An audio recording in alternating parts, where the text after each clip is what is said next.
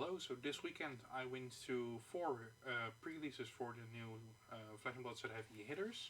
I want to talk a little bit about my experience with the format, the structure it has now compared to previous sets, and opening some price packs.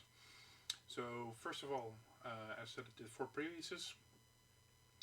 At two pre-releases I played, at three pre-releases I played KO, went 2-2, 2-1, 1-2 drop.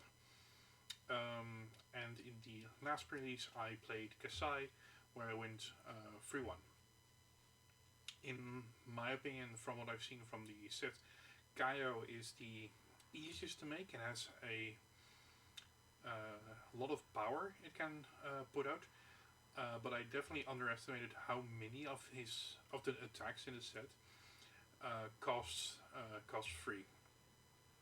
So it's and if you don't have a lot of blues, it's very hard to pull off those bigger turns without taking a lot of damage. You do a lot of damage back, but you need to have some HP left to put out those hits.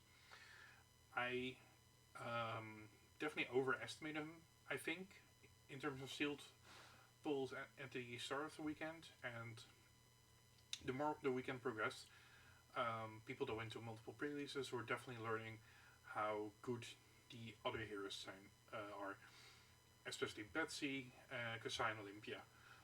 Victor is in a weird spot because he wants to play a fatigue game in a set where there's a whole lot of 2 blocks. So I don't think that's a good idea. But if you've got his specializations, his helmet, his majestic, those are good cards. If you can build a deck around that and play a value game, all the power to you. So thus far, I think, in my opinion, this is my second favorite sealed environment thus far, with WTR still being my favorite. But I think I might like the draft environment more than WTR, but we'll see, because WTR has the issue with Brute where you just have too many dead cards. So then onto the stuff we get. So in the past we got 6 packs.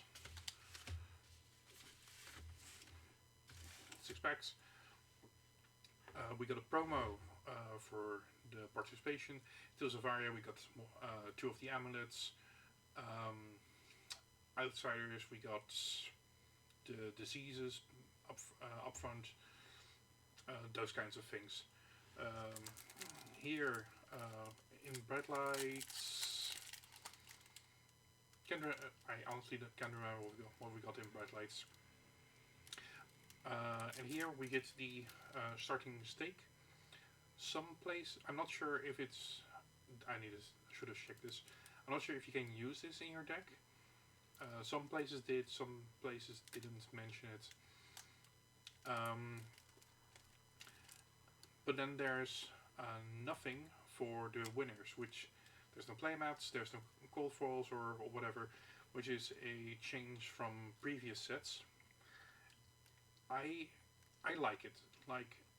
It made the pre-release environment very low stakes, very new player friendly, because you, especially if some stores do on time, you got the time to talk about the turns, how things work, explain things to new players, but also you just have the chance to do your best with the cards you have, where people are more fine with you taking stuff back and trying to do your turns as best as possible. Some stores had pricing for higher places, but that's up to them. I like LSS doing this, and I hope this Stage Refuser says I would like pre-releases to be low stakes. So then, what do we actually have in here? So we have the starting stake.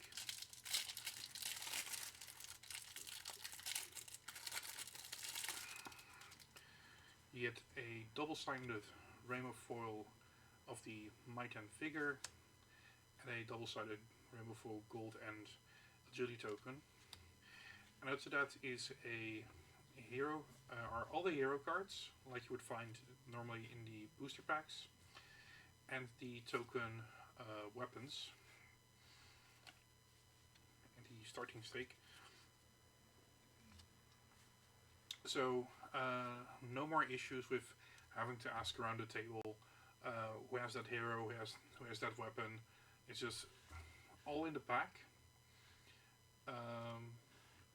which is a great improvement. It makes it very easy, and also before you actually start opening packs, you can have a chance to read the heroes and what they do and the weapons they have.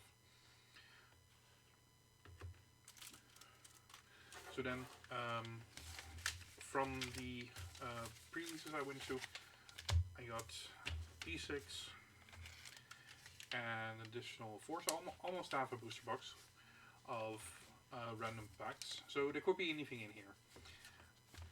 I already have some Majestics I opened from the weekend. So from for the 24 packs, we got a Cold Foil Stand Ground, non-foil Seduce Secrets, non-foil Reckless Charge, non-foil No Fear, non-foil Talk a Big Game, a Betsy, a Dissolve Reality, and a Rainbow Foil The Golden Sun. So 24 packs, usually get 8 Majestics out of a box, so pretty on par, which is nice. Hopefully the booster packs will follow that rhythm. So here we go. So besides these packs, I want to see. Oh, close card. Crack Ball. Actually, this is the first Crack Ball pull I've opened from all of these packs. So I want to make a video talking about this set because there's a whole lot of cool stuff in it. Like there are a lot of low rarity cards which just do a lot of heavy lifting in this set. Draw Sword is amazing. The token generation cards are actually all just really good. You want to play all of them. They're all blue. There's equipment that gets block value depending on the token, so you turn those on. And there are cards that get they just make your turns better. Also, the lead cycle, lead with Art, lead with Speed, lead with Might, I think are all good. I think the lead with Heart is the least interesting one because it's the figure one. Lead with Speed is amazing. It's agility tokens. Gogin is very strong. Same with the Agile Wind-Ups. Gogin is just really strong. Yeah, here we go. So you play one of those blues, gets +1 from the agility, gets +1 figure, 2 armor block. This is strength, fate engagement, Somewhat impasse. Rainbow Foil Colossal Wearing. I really like that they put in the rounded table Majestics Guardian attacks into this. Unfortunately, not all of them were missing the Crush card. But I think they didn't want to put something with Crush in this set.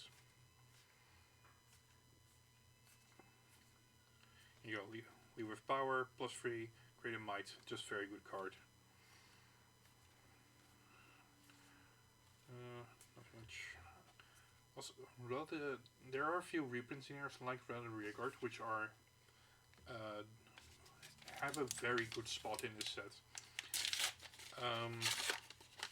Relative Rearguard helps so much for decks like Guardian Brute to block out overpower stuff. They help against warrior attack reactions. The trade-in is in this set, which is amazing Yeah, here trade-in, which is also really good for brute, especially Kaio, because you can use the discard and draw to discard an attack to make a might token for your next turn. Hey, there we go. Another golden sun. I think I know someone who will be very happy with that. I'm gonna put that there.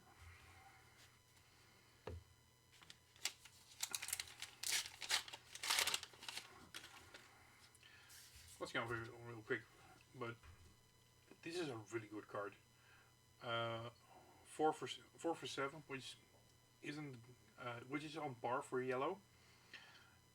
But if you destroy a gold token, gets +3 and overpower. 4 for 10 overpower, solid.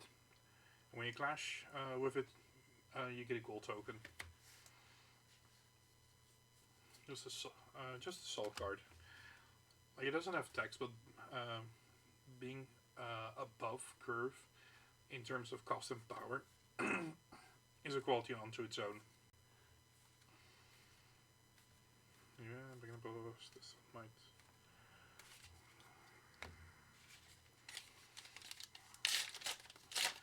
I also, everyone that's watching has had. Ooh, yeah, there we go. Legendary, nice.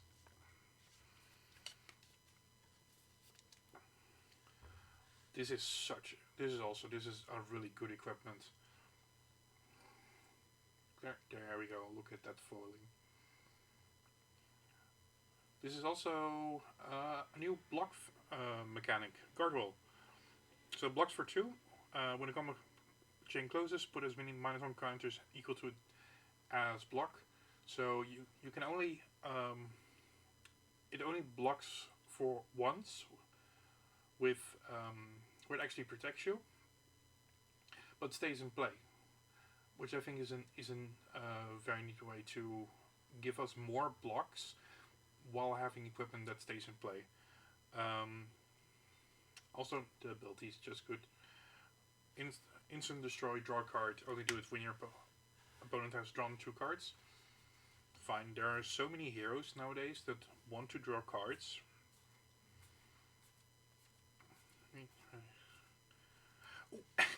Oh man, this is a really good pack. Prime to Fight. Rainbow Fall, nice. Alright. So this is another card that's it's just stats, but oh boy does it have stats. So it's on base, it's a 5 for 9 red, 3 block, perfectly on curve, nothing else with it. But if you control a Vicar token, reduces cost by 1. If you control a Might token, it gets +1. So just controlling those makes it a 4 for 10. Also really good. Slightly worse than the Golden Sun, because the Golden Sun has overpower with the gold. But if those break during your turn, the Vicar pays for 1, so it gets a reduction of 1, so basically 2 less. So for 1 blue, get +1 from itself, +1 from might. It's a 3 for 11. This is assuming you have the tokens for it, which I imagine you want to set up for. This is the single strongest card in terms of raw stats in the game, and I think I really like that for Guardian to just be a value class in this kind of way, where you want to play big attacks. Because I love Guardian, I love all them, but even I'm sick and tired of fatigue decks. Whatever that sounds. Nope. Nope. Especially in Blitz. Like, Blitz has so much fatigue nowadays, it's not fun. So let's see if we can find some more good stuff. Should it go beast mode? Nope.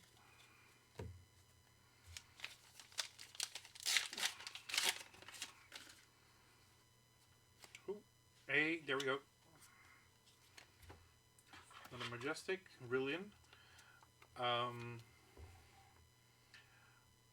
Cost X, where X is +1. Look at the top. So look at the top X +1 cards of your deck. Choose up to 4 traps, reveal them, put them into your hand, then shuffle, and it has to reload. I don't like this card. A lot. Like I saw people compare to Sonata, Sonata Arcanix, but Arcanix does damage, and you get cards you can play that turn. Like with this, yeah, it's an instant, so I guess you can use it in an opponent's turn to try to fish for traps. Fish for traps, reel in. Har har. But I'm not really convinced it's good because of the chance to miss. So you can say that of Sonata as well.